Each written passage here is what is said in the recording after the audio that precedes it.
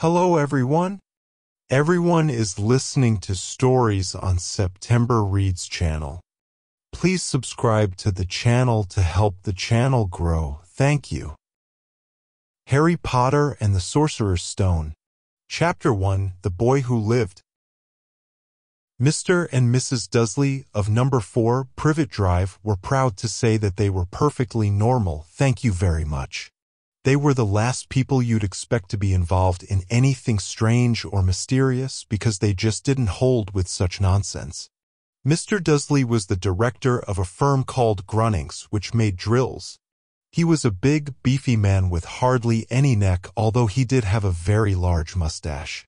Mrs. Dursley was thin and blonde and had nearly twice the usual amount of neck, which came in very useful as she spent so much of her time craning over garden fences, spying on the neighbors.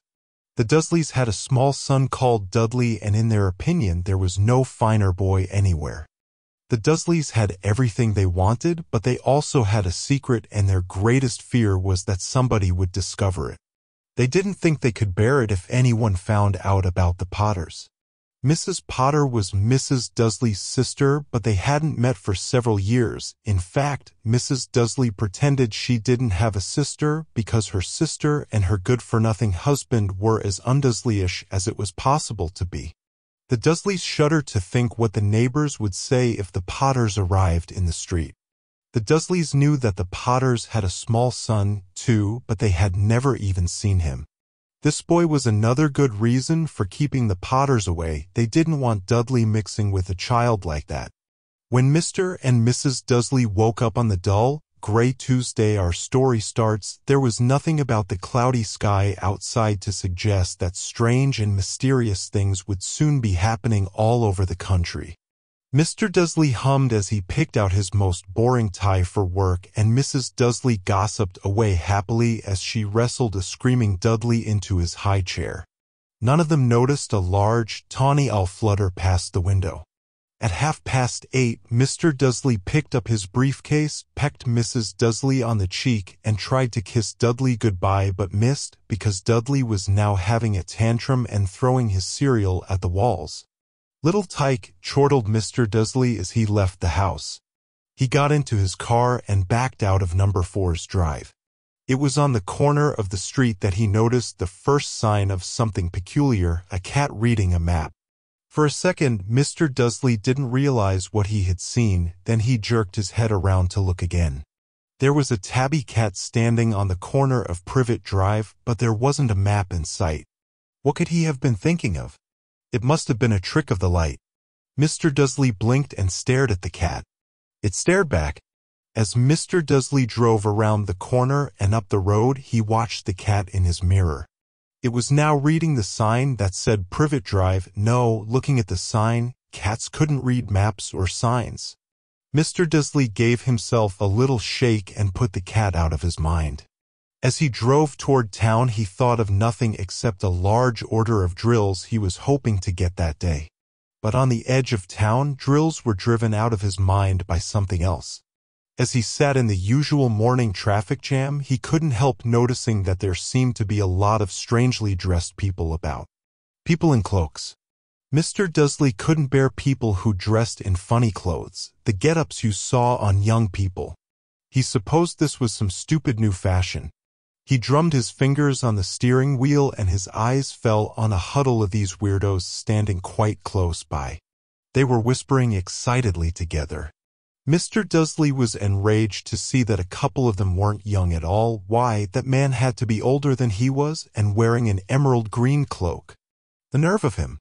But then it struck Mr. Dursley that this was probably some silly stunt. These people were obviously collecting for something. Yes, that would be it.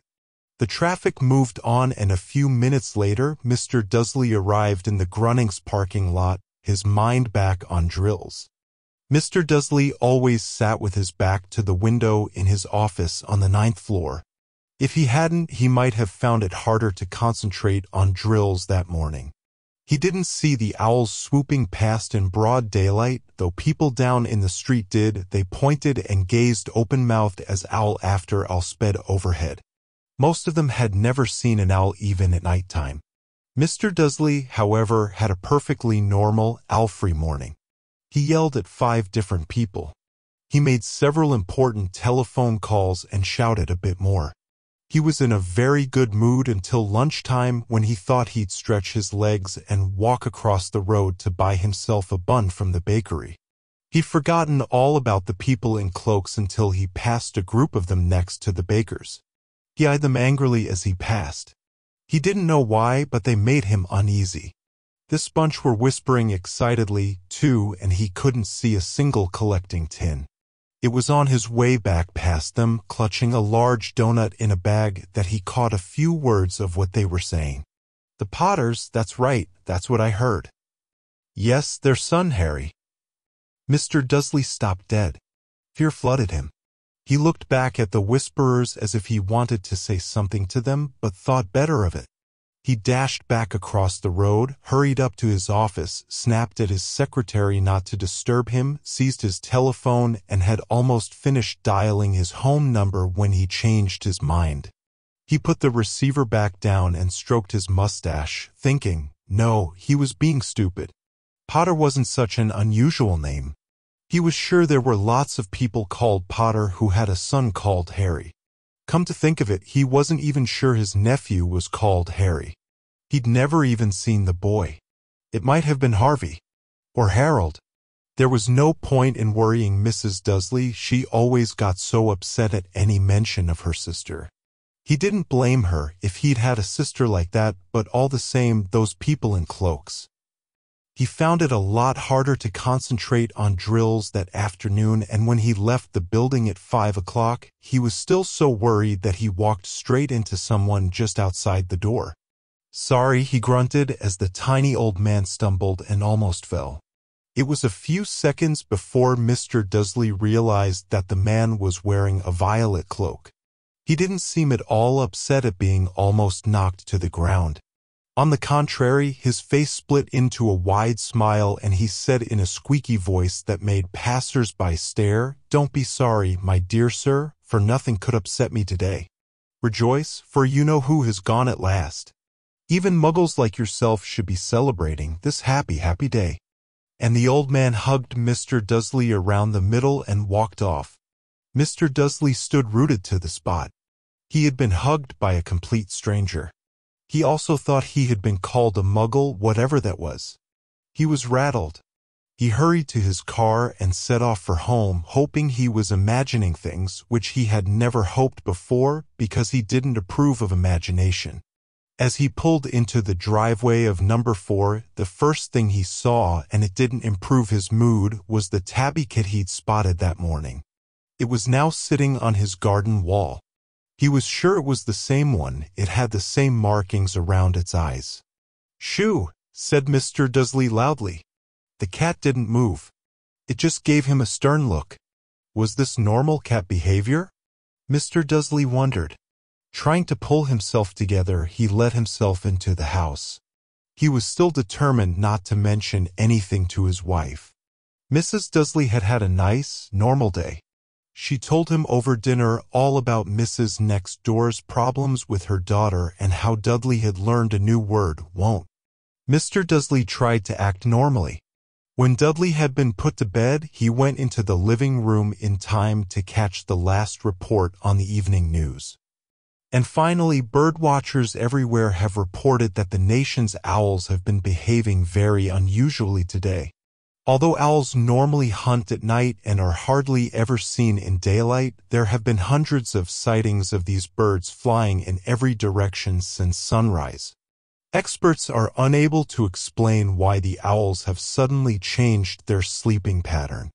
The newscaster allowed himself a grin. Most mysterious. And now over to Jim McGuffin with the weather. Going to be any more showers of owls tonight, Jim?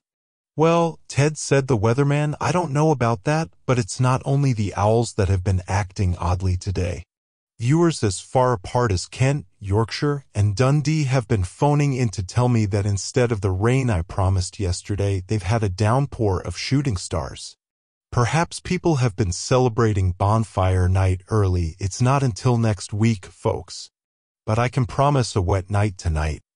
Mr. Dudley sat frozen in his armchair. Shooting stars all over Britain? Owls flying by daylight? Mysterious people in cloaks all over the place? And a whisper about the Potters. Mrs. Dudley came into the living room carrying 2 cups of tea. It was no good. He'd have to say something to her. He cleared his throat nervously. Petunia, dear, you haven't heard from your sister lately, have you? As he had expected, Mrs. Dudley looked shocked and angry. After all, they normally pretended she didn't have a sister. No, she said sharply. Why? Funny stuff on the news, Mr. Dudley mumbled. Owls, shooting stars, and there were a lot of funny-looking people in town today. So, snapped Mrs. Dudley. Well, I just thought maybe it was something to do with, her crowd. Mrs. Dudley sipped her tea through pursed lips. Mr. Dudley wondered whether he dared tell her he'd heard the name Potter. He decided he didn't dare. Instead, he said, as casually as he could, their son, he'd be about Dudley's age now, wouldn't he? I suppose so, said Mrs. Dudley stiffly. What's his name again? Howard, isn't it? Harry. Nasty, common name if you ask me. Oh, yes, said Mr. Dudley, his heart sinking horribly. Yes, I quite agree. He didn't say another word on the subject as they went upstairs to bed.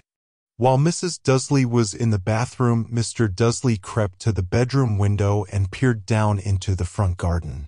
The cat was still there. It was staring down Privet Drive as though it were waiting for something. Was he imagining things? Could all this have anything to do with the Potters? If it did, if it got out that they were related to a pair of, well, he didn't think he could bear it. The Dudleys got into bed. Mrs. Dudley fell asleep quickly, but Mr. Dudley lay awake, turning it all over in his mind. His last, comforting thought before he fell asleep was that even if the Potters were involved, there was no reason for them to come near him and Mrs. Dudley. The Potters knew very well what he and Petunia thought about them and their kind. He couldn't see how he and Petunia could get mixed up in anything that might be going on. He yawned and turned over. It couldn't affect them. How very wrong he was. Mr. Dudley might have been drifting into an uneasy sleep, but the cat on the wall outside was showing no sign of sleepiness. It was sitting as still as a statue, its eyes fixed unblinkingly on the far corner of Privet Drive. It didn't so much as quiver when a car door slammed on the next street, nor when 2 owls swooped overhead. In fact, it was nearly midnight before the cat moved at all. A man appeared on the corner the cat had been watching, appeared so suddenly and silently you'd have thought he'd just popped out of the ground. The cat's tail twitched and its eyes narrowed. Nothing like this man had ever been seen on Privet Drive. He was tall, thin, and very old, judging by the silver of his hair and beard, which were both long enough to tuck into his belt. He was wearing long robes, a purple cloak that swept the ground, and high-heeled, buckled boots. His blue eyes were light, bright, and sparkling behind half-moon spectacles, and his nose was very long and crooked as though it had been broken at least twice.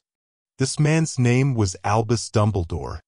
Albus Dumbledore didn't seem to realize that he had just arrived in a street where everything from his name to his boots was unwelcome. He was busy rummaging in his cloak, looking for something.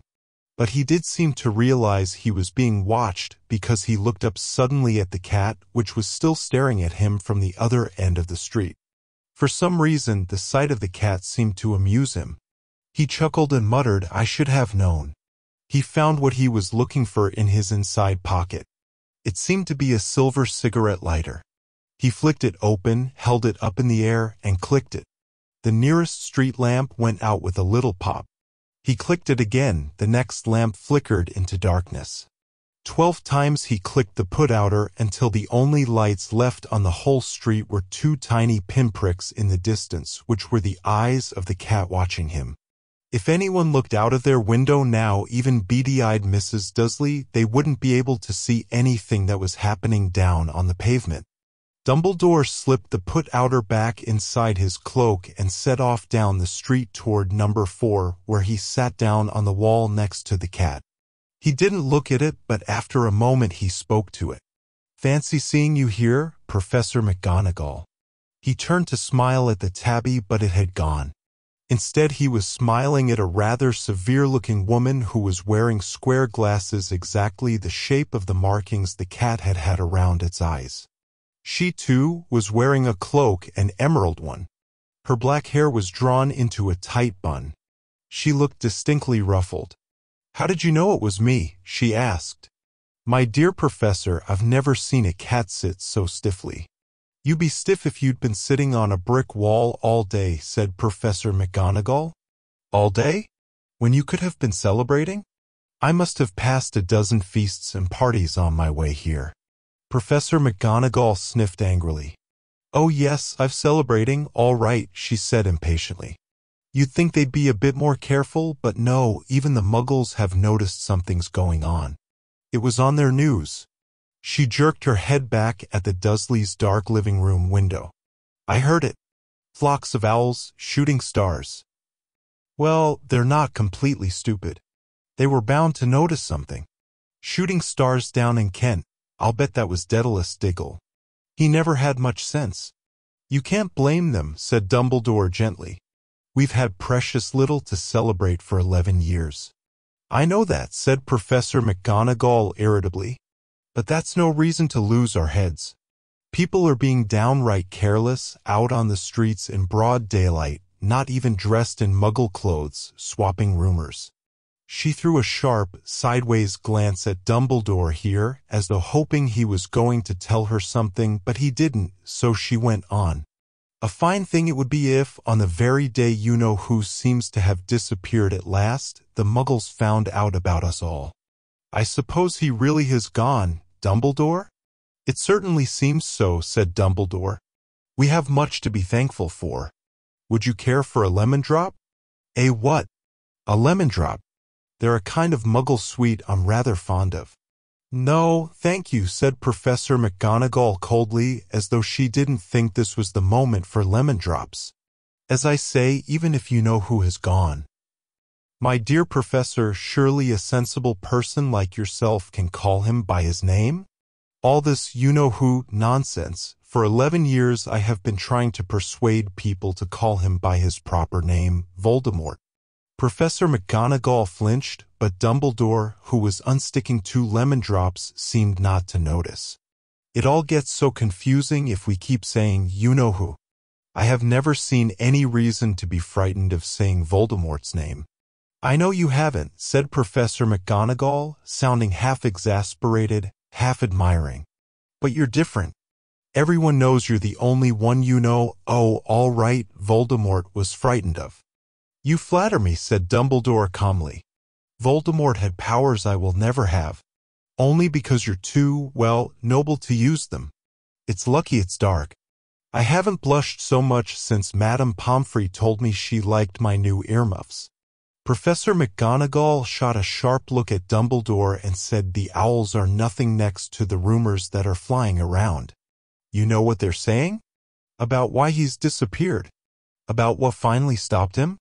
It seemed that Professor McGonagall had reached the point she was most anxious to discuss, the real reason she had been waiting on a cold, hard wall all day, for neither as a cat nor as a woman had she fixed Dumbledore with such a piercing stare as she did now.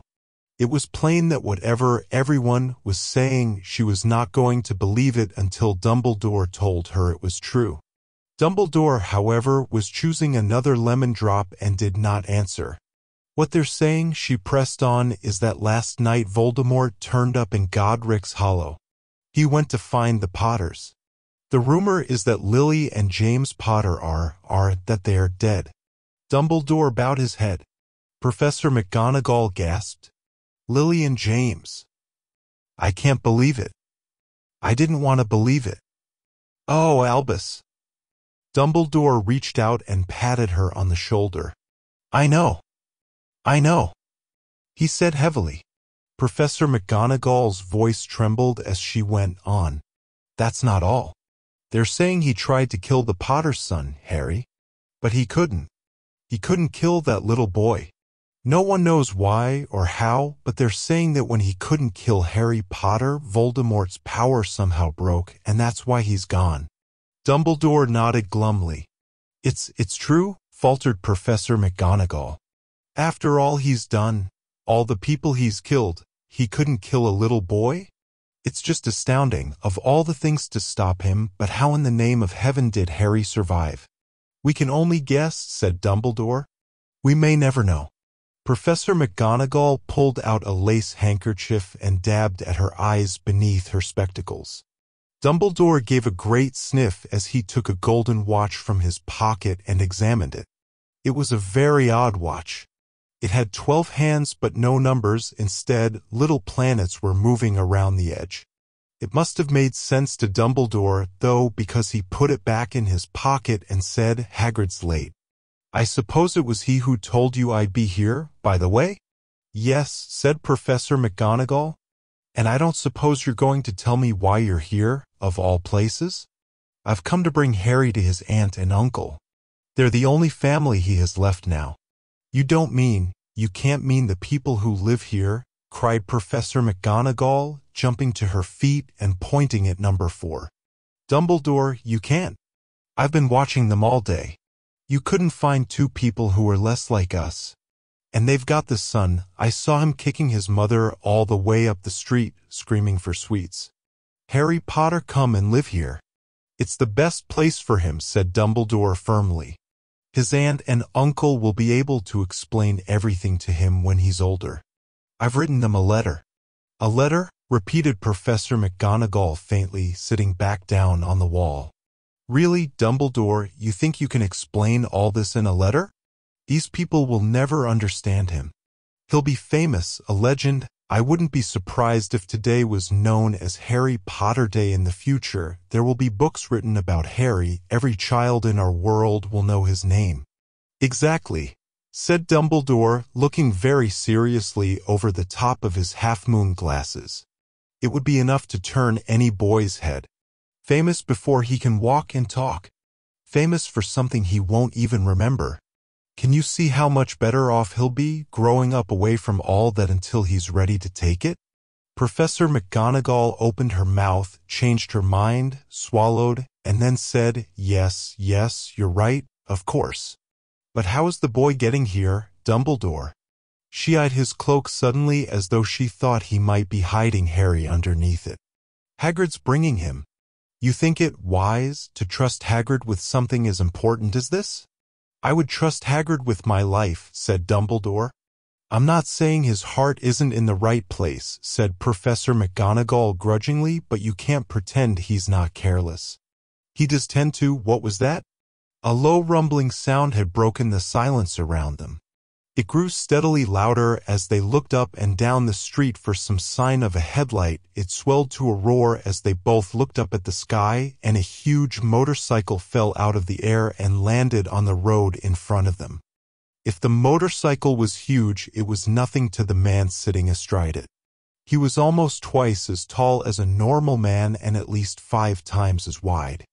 He looked simply too big to be allowed, and so wild. Long tangles of bushy black hair and beard hid most of his face. He had hands the size of trash can lids, and his feet in their leather boots were like baby dolphins. In his vast, muscular arms he was holding a bundle of blankets. Hagrid, said Dumbledore, sounding relieved. At last. And where did you get that motorcycle? Borrowed it, Professor Dumbledore, sir, said the giant, climbing carefully off the motorcycle as he spoke. Young Sirius Black lent it to me. I've got him, sir. No problems, were there?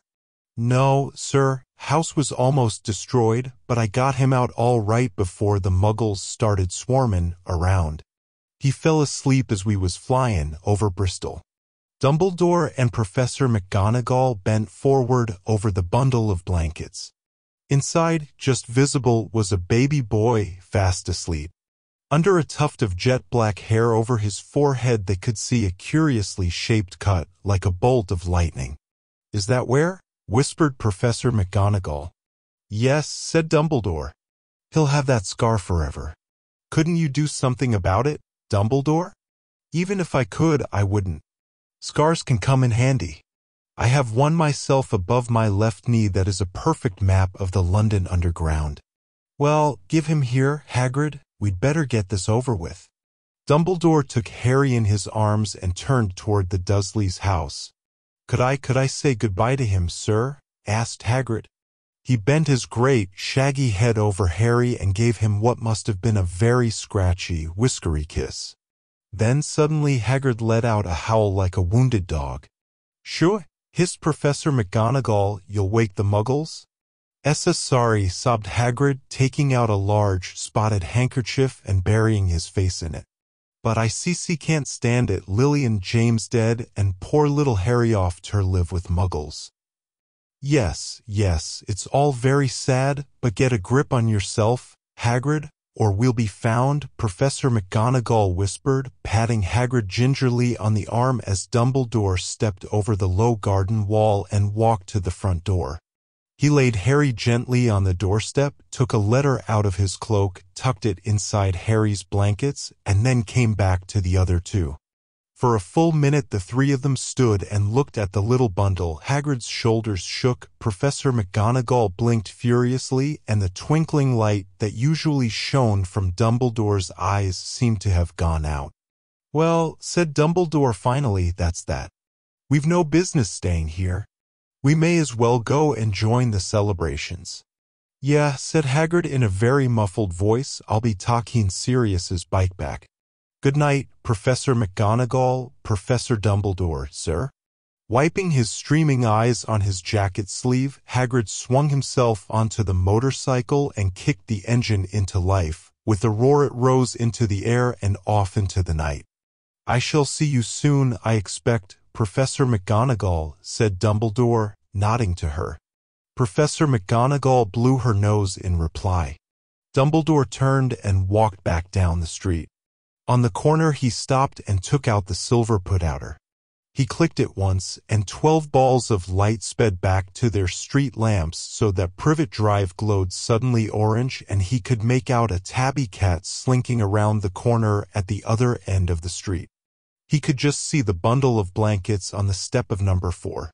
Good luck, Harry, he murmured. He turned on his heel and with a swish of his cloak he was gone. A breeze ruffled the neat hedges of Privet Drive, which lay silent and tidy under the inky sky, the very last place you would expect astonishing things to happen. Harry Potter rolled over inside his blankets without waking up. One small hand closed on the letter beside him and he slept on, not knowing he was special, not knowing he was famous, not knowing he would be woken in a few hours' time by Mrs. Dursley's scream as she opened the front door to put out the milk bottles, nor that he would spend the next few weeks being prodded and pinched by his cousin Dudley. He couldn't know that at this very moment, people meeting in secret all over the country were holding up their glasses and saying in hushed voices, "To Harry Potter, the boy who lived."